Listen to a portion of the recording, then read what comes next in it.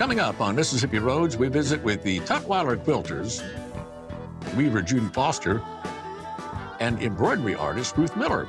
All that coming up now on Mississippi Roads. Down Mississippi Road. Mississippi Road. Hi, welcome to Mississippi Roads. I'm Walt Grayson. This week, we're at the Craftsman's Guild of Mississippi in Ridgeland. The Guild supports regional crafts and craft makers like fiber artists, who just happen to be the focus of this week's show. Fiber artists use thread as their palette. And you can find a lot of their work here at the Craftsman's Guild, but you can also find it at the Tutwiler Community Education Center in North Mississippi. And that's where we're going to start this week. Let's travel up to Tutwiler and meet a group of ladies who make a living by making quilts.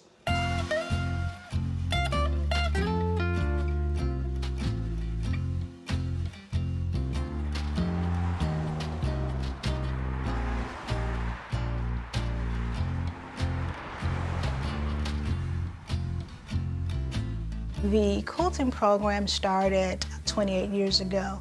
Originally, the center started out of a one room at the Tutwiler Clinic. Sister Brooks, who also is a doctor, was invited down to open the Tutwiler Clinic. And she knew that there were other issues that were affecting the health of the individuals who were coming to the clinic. So they started an outreach program out of one room, which after they outgrew it, came the Tutwiler Community Education Center. So she invited Sister Maureen to come down. At that time, there weren't very many jobs in Tutwiler for the women. So Sister Maureen asked the women, what do they want to do, and knew that they were making quilts. So that was an opportunity for the women in Tutwiler to make their own money. What they do is take their work home and bring it back with a finished product.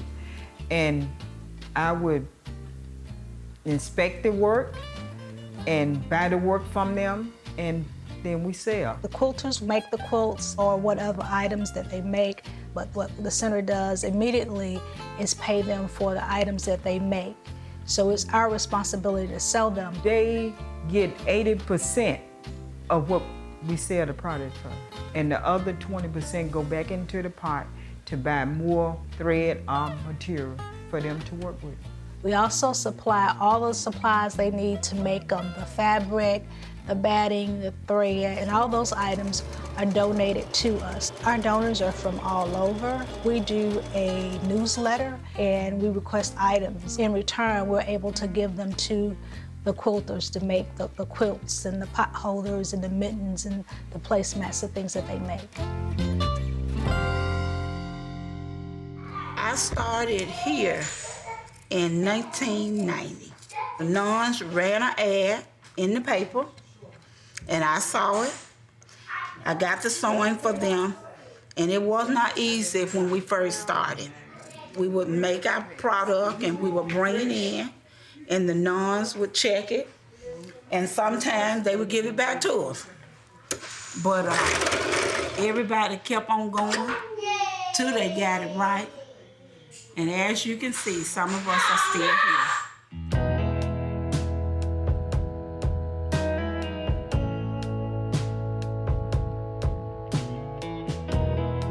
It has changed to accommodate some of the different needs. When we first started out, we was making just the big quilts. Then we moved to the tote bags. We make now computer bags, iPad bags, Placemats, table runners, because people wear lanyards, wear their IDs, so we make lanyards. pot holders. We got the hand knitting. Whatever we think would sell, that's what we try to make. If you come into the center, you're able to purchase items on site, and you'll eventually be able to purchase items online.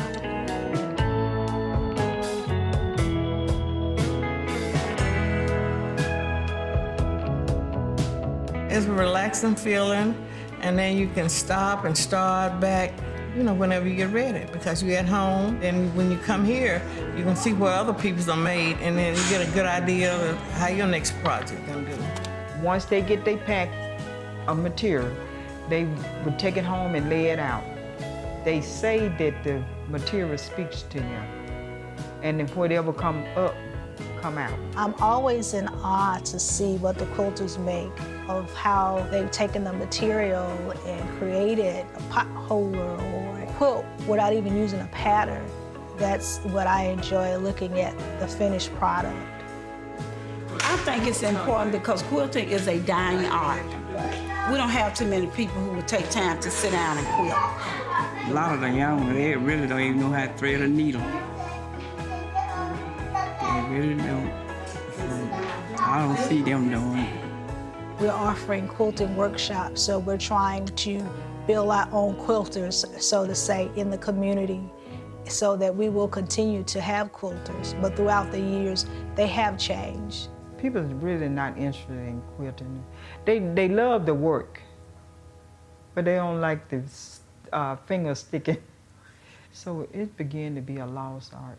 But from the class, I hope we can find new people to come in. If you want to do it, you can learn.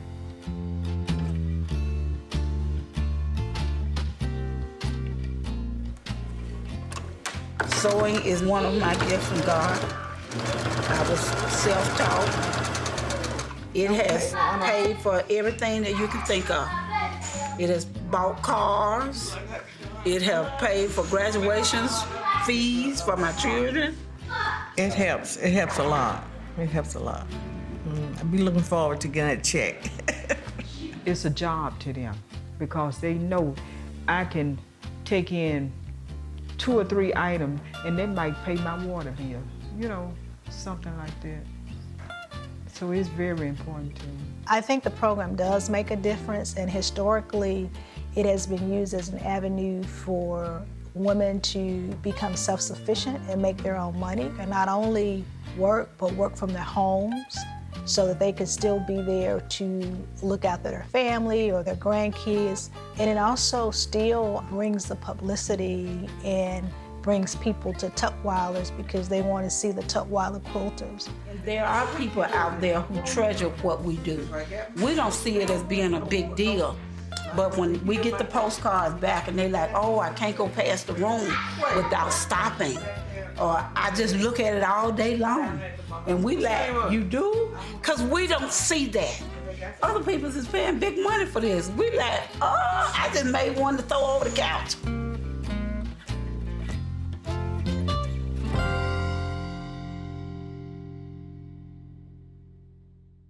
For 40 years, the Craftsmen's Guild of Mississippi has helped artists and craftsmen make a living by displaying their creations and then selling it. There are 359 members in the Guild right now, and they're not just from Mississippi, they're from all over. And to become a member, you apply, and then you submit a sample of your work, which is then judged by other members of the Guild. And one of those members is Judy Foster of Madison. And as we visit with Judy, we find out a little bit more about her work, about her determination, and then also a little bit more about the Guild itself.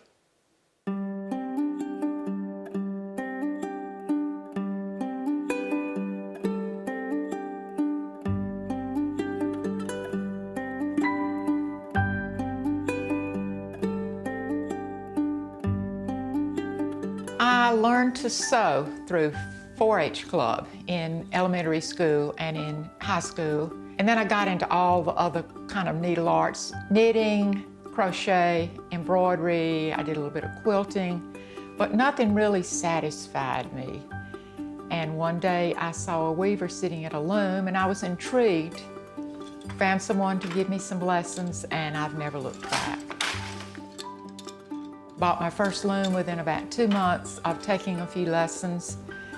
I now own 4 or 5 looms, and I've been weaving for over 30 years.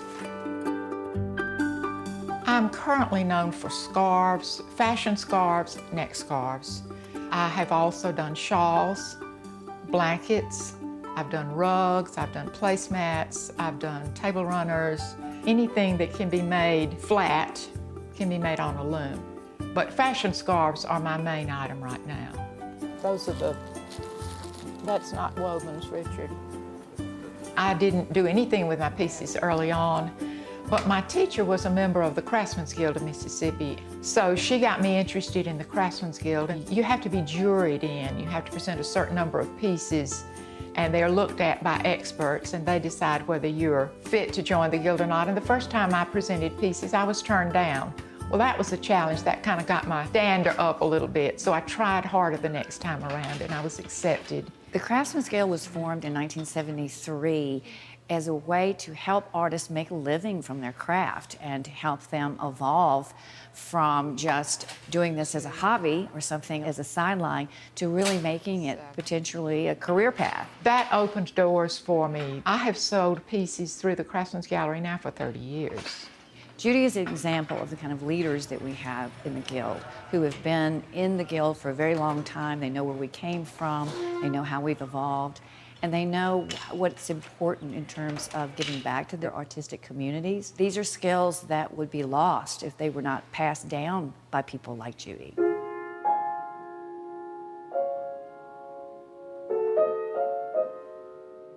All the little girls in the 1950s took piano lessons, and I did too. Then when I was in college, I took an organ lesson or two, started to work in some church music.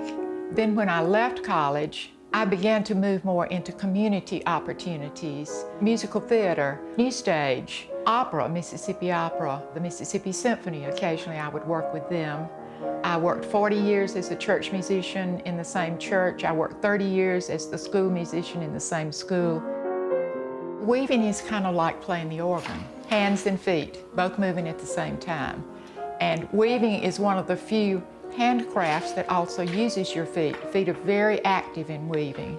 So you're not just sitting still somewhere in a chair, sewing with your hands. It's hands and feet, brain, eyes, and lots of color.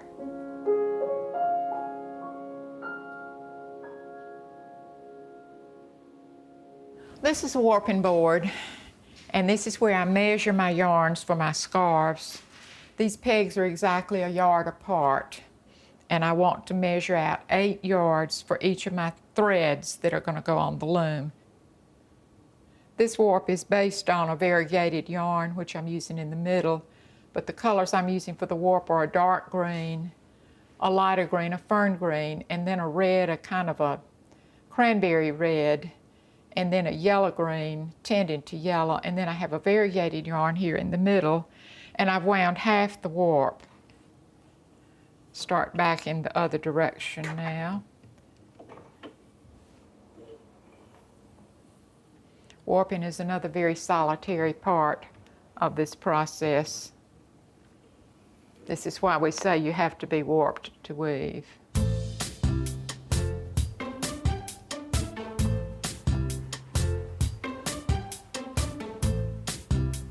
I have to have an idea before I start of what I'm going to do.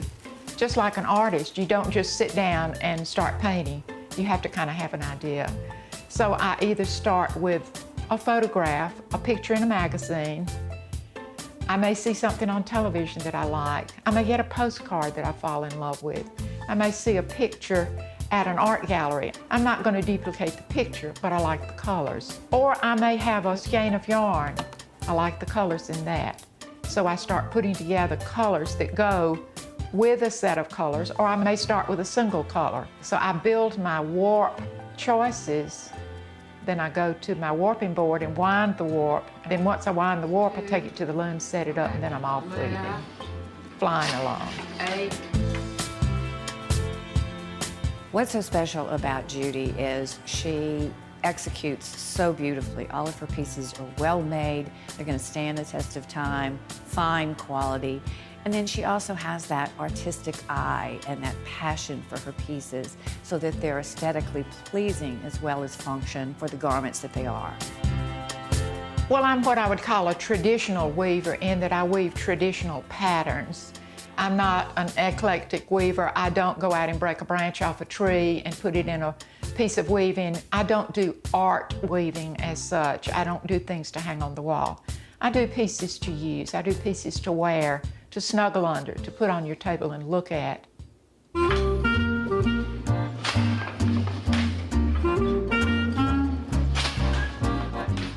The weaving started out as a recreation, then it became a second career, and now I'm moving back toward recreational weaving. I'm old. And my hands are wearing out, and my neck and my shoulders are wearing out. So I'm starting to back down a little bit. Weaving is a very active craft. I hope to be remembered as a weaver who was capable and competent. I like all of my weavings to be useful, to be something that's going to last. I have people bring back an Afghan to me 10 years later and they say, my little dog chewed a hole in it, can you fix it? And I say, well, I'll do my best, because I want it to be a functional piece of weaving. But it's for what I want to be remembered for: color, color, and more color. I want to encourage people to follow their dream. I had a dream, and I had to find someone or a number of people to help me get started. You got to have a dream. If you don't have a dream, how are you going to have a dream come true? Right out of South Pacific, right?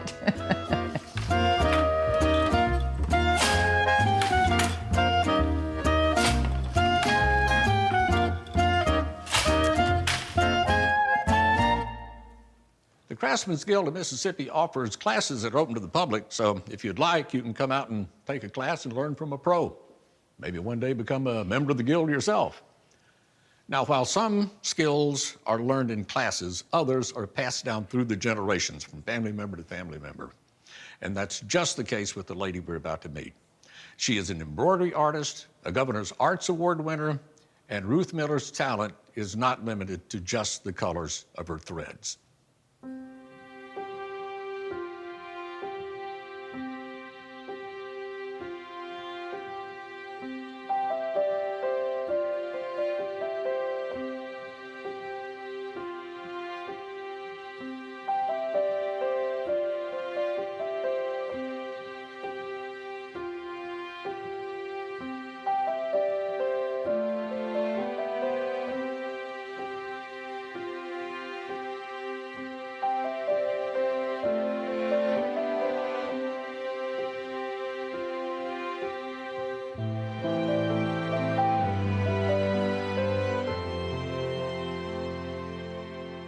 In this case, the model had gray hair, so there are naturally different shades of color in the hair. But even when it appears that the model has a single color hair, I can use, well, even unnatural colors just to add emphasis and to highlight the directions of the hairs.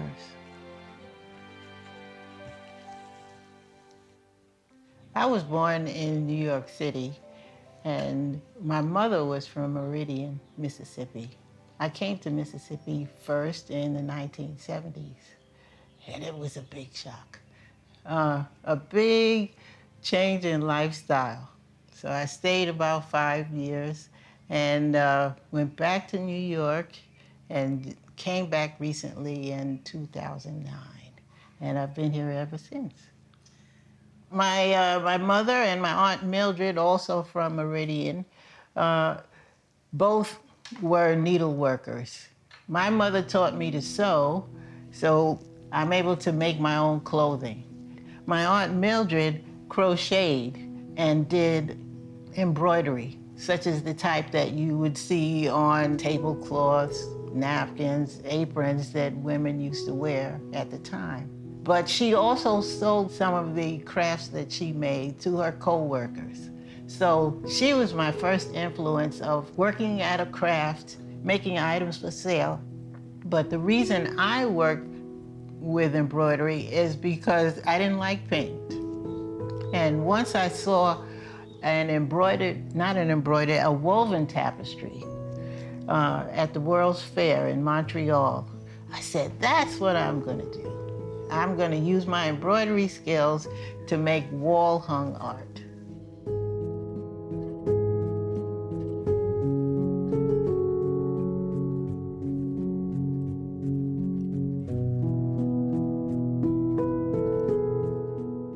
This is how I start pieces. Once in a while, I'll get the idea before I get the photograph. But in this case, I had already shot the model and he was standing around talking to somebody else in the room, so I continued shooting. So what I do is take the photograph first, make a line drawing, and then I will Xerox the line drawing and use it to figure out the shadows and the highlights and stuff like that. And I'll also use a Xerox copy or a photocopy to work out the placement of the colors. So this will be my color reference for when I'm working. But when I'm actually stitching the piece, I will work and look at all of these at once because they all have a different type of information for me. This is the type of fabric that I generally use. I prefer linen best.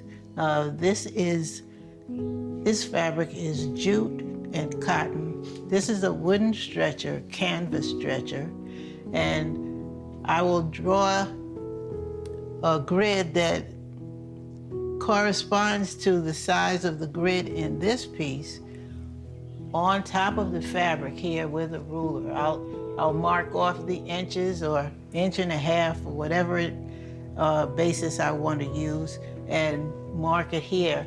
And most times I will actually stitch on the inside instead of the reverse side because that will keep my fingerprints from making the work dirty over several months.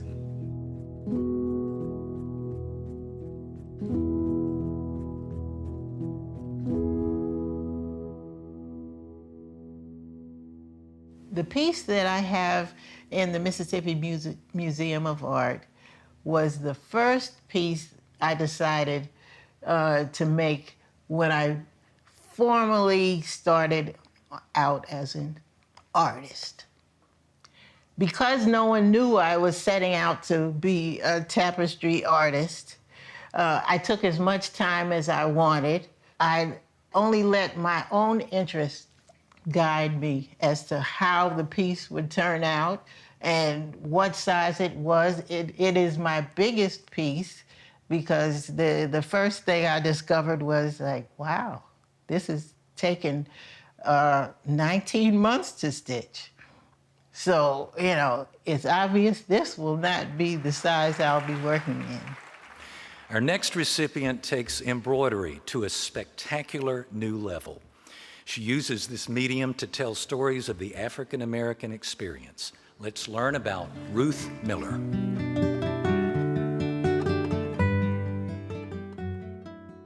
Wow, the Governor's Arts Award was so unexpected. I don't know if one can apply for something like that, but the Mississippi Museum of Art was kind enough to nominate me. And that's how I came to the attention of whoever makes those decisions.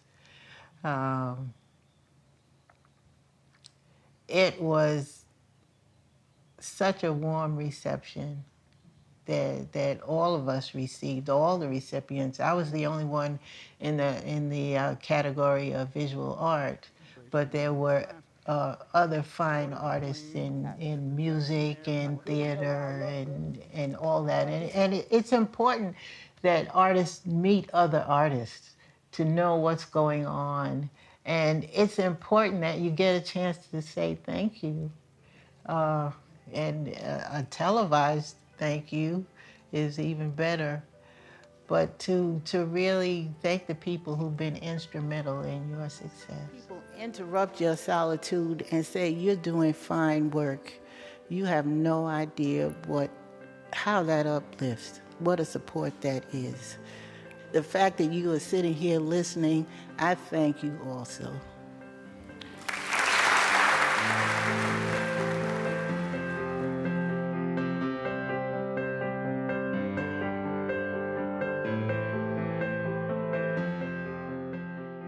One thing I want people to take with them is that it's okay to actually strive for technical excellence. It gives you something that money can't give you, the personal development that accrues by learning to do something well.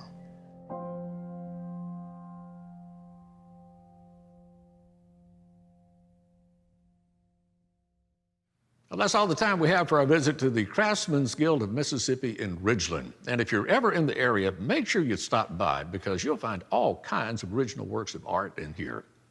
And if you'd like information about anything you've seen in the show, contact us at mpbonline.org/Mississippi Roads. And make sure you like our Mississippi Public Broadcasting Facebook page. Check out our Mississippi Roads Facebook page, too. Till next time, I'm Walt Grayson.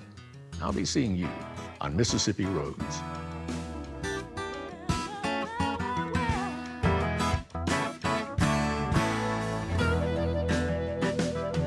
Down Mississippi Road.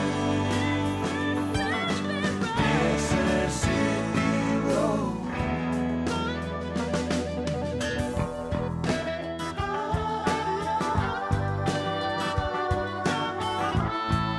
Mississippi Roads is made possible in part by the generous support of viewers like you.